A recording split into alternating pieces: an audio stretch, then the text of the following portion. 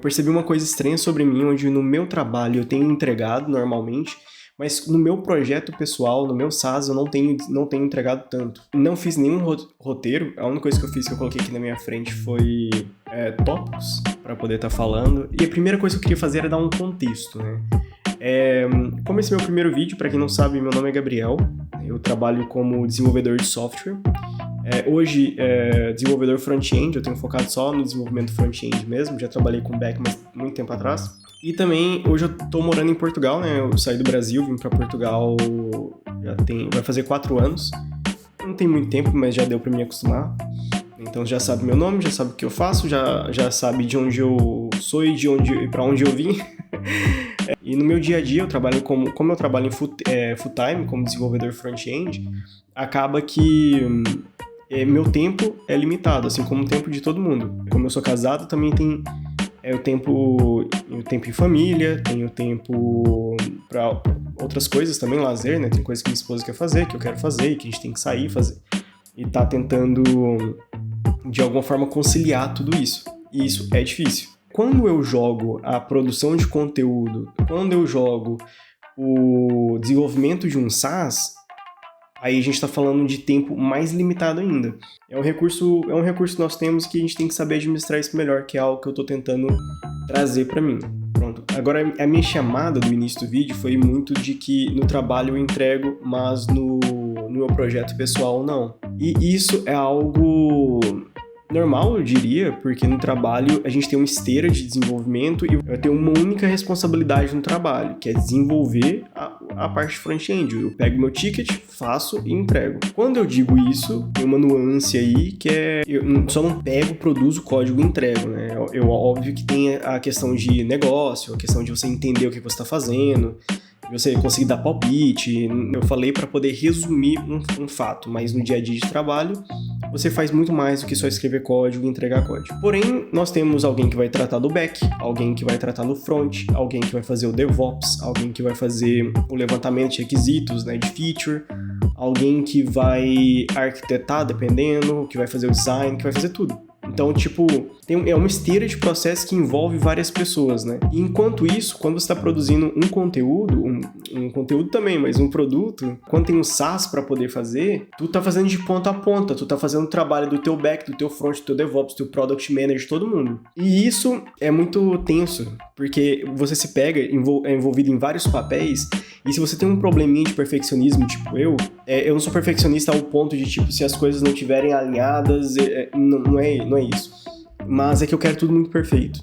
Só que eu não vou conseguir fazer tudo perfeito e lançar um produto desse. Então tem essa diferença, então tem essa situação onde você tem que saber lidar com cada papel, com cada situação. Você não tá só escrevendo código, você quer entregar um produto, então você tem que saber priorizar.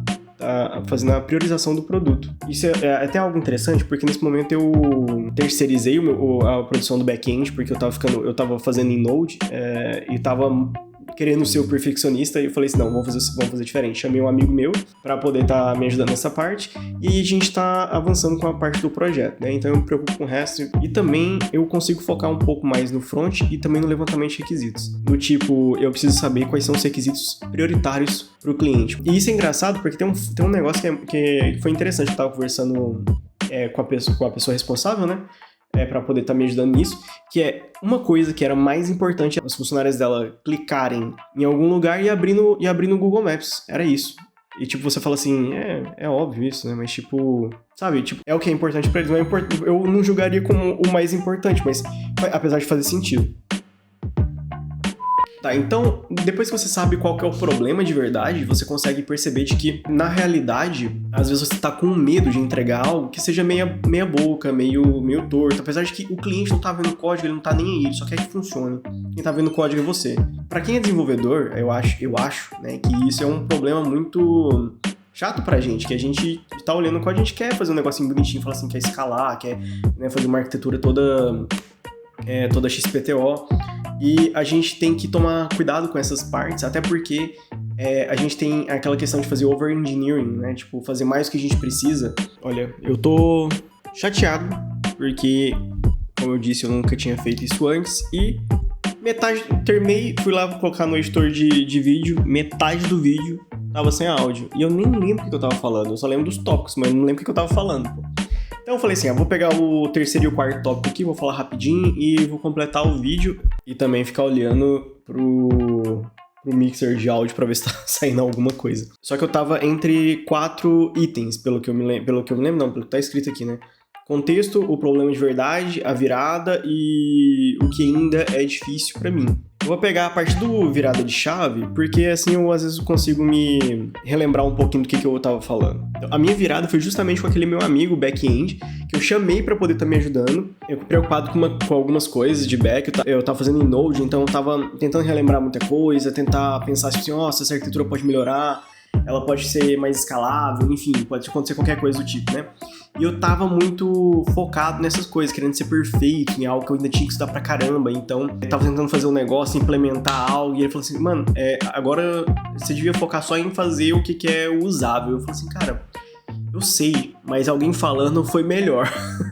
então deu certo. E aí, nessa perspectiva, eu comecei a pensar que eu tenho que ter um MVP usável, só com as coisas que são realmente importantes pro cliente, né, e não pra mim. E muita coisa eu posso fazer manual agora e é um processo que pode ser automatizado depois e focar nas coisas que realmente importam, né, que é entregar o software. A partir desse dia de fevereiro, os 2 usuários estejam utilizando, né, as 2 empresas estejam utilizando e conseguindo me dar feedback. Eu tá coletando toda essa informação, tá conseguindo produzir alguma coisa que seja interessante. Apesar de eu ter estipulado um prazo, de eu ter estipulado que eu vou só fazer um MVP usável, que eu vou ter que fazer alguma coisa ou outra, ainda existe partes difíceis, né? E uma dessas partes é justamente a questão técnica. Eu ainda tenho esse perfeccionismo, tô tentando melhorar, apesar daquela virada lá, eu sei que eu tenho que melhorar, pelo menos, e tô tentando ir atrás disso. Então já é algo que eu consigo tentando me organizar melhor. A segunda coisa é conciliação. Como eu estava falando antes, eu tenho trabalho, tenho esposa, tem toda uma situação já que acontece. Eu tenho que conciliar as duas coisas e não é fácil, para mim é difícil, eu tenho organizado isso. Então tenho tentado trabalhar melhor nessa gestão de tempo de minha pessoa. E em terceiro é também a questão da minha energia limitada também, né? Chega um ponto que eu não tô querendo ver código na minha frente. Eu acho que é normal, né? Tipo, pra algumas pessoas, quer dizer, pra algumas não, porque eu conheço muita gente que se tá escrevendo código, tá descansando. Pra mim, não sei nem como funciona isso.